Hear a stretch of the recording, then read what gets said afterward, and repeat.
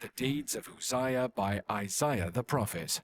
According to the Bible, King Uzziah was considered to be a righteous ruler over Judah. His father was King Amaziah, and his mother was a Jerusalemite woman named Jechaliah. He was named after his mother. King Jotham was Uzziah's son. Uzziah was the king's father. The prophets Hosea, Isaiah, Amos, and Jonah were all active in their ministries during the reign of Uzziah.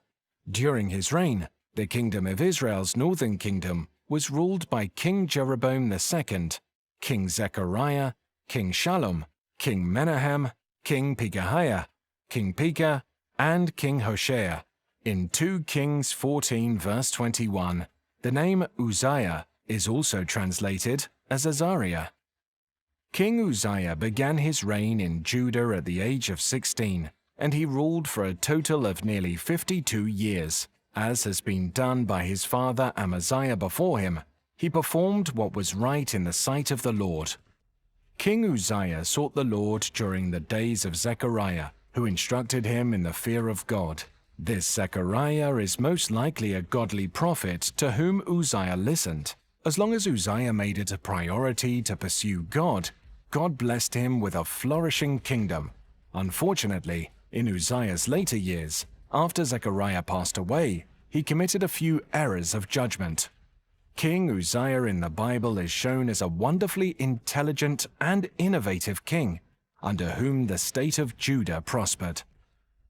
2 Chronicles 26, verses 6 to 15, Amplified Bible.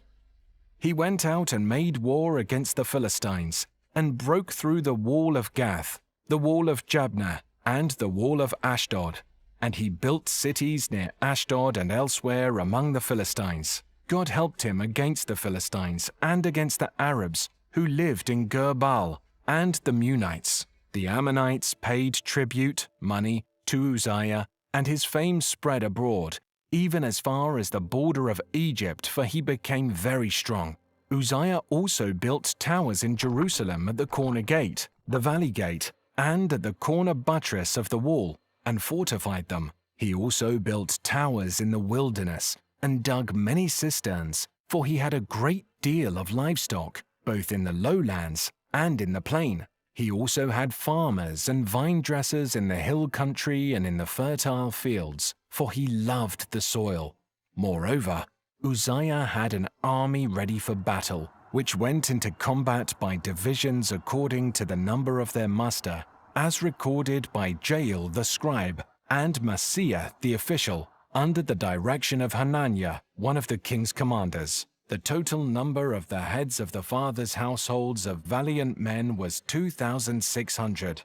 Under their command was an army of 307,500, who could wage war with great power to help the king against the enemy. Moreover, Uzziah prepared shields, spears, helmets, body armor, bows, and sling stones for the entire army. In Jerusalem he made machines of war, invented by skillful men to be put on the towers and on the corner battlements for the purpose of shooting arrows and large stones. And his fame spread far, for he was marvelously helped until he was strong. God used him to defeat the Philistines and Arabs, and he built fortified towers and strengthened Judah's armies. He also commissioned skilled men to create devices that could shoot arrows and large stones at enemies from the city walls. He also improved the land, and according to the Bible, he loved the soil. The Ammonites paid tribute to King Uzziah, and his fame spread throughout the ancient world, all the way to Egypt's border. Unfortunately, King Uzziah's fame and strength led him to become proud, and this led to his downfall. 2 Chronicles 26 verse 16. But when Uzziah became strong, he became so proud of himself and his accomplishments that he acted corruptly, and he was unfaithful and sinned against the Lord his God, for he went into the temple of the Lord to burn incense on the altar of incense. He broke the law by entering the temple of God to burn incense on the altar. Only the priests were permitted to burn incense on the altar. By attempting to do it himself, Uzziah effectively declared that he was above the law. It was not a humble gesture.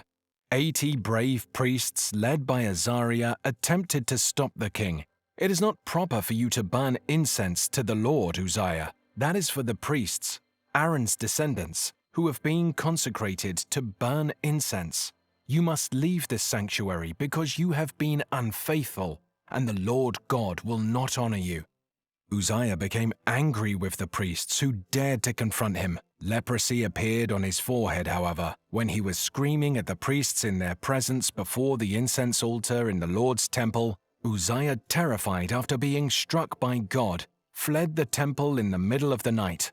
King Uzziah was a leper from that day forward, all the way up until the day he passed away. He was barred from entering the Lord's temple and instead resided in a separate palace. Jotham, the man's son, took over his father's role as the ruler of the people.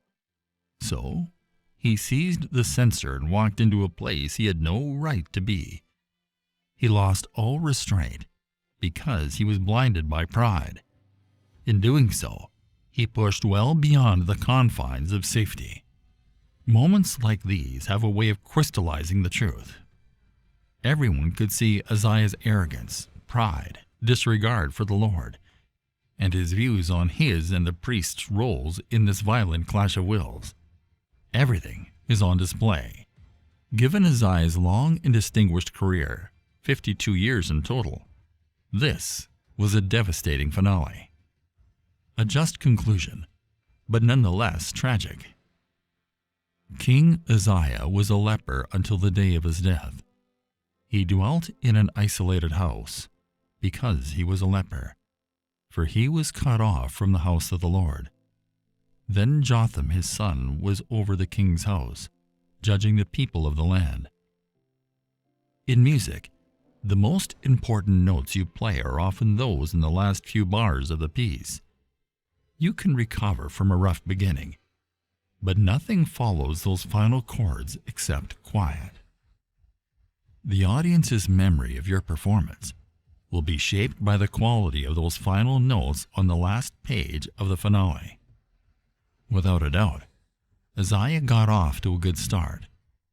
For most of his career, he provided God's people with a godly, safe, and wealthy atmosphere. However, the closing notes of his performance ruined the entire show.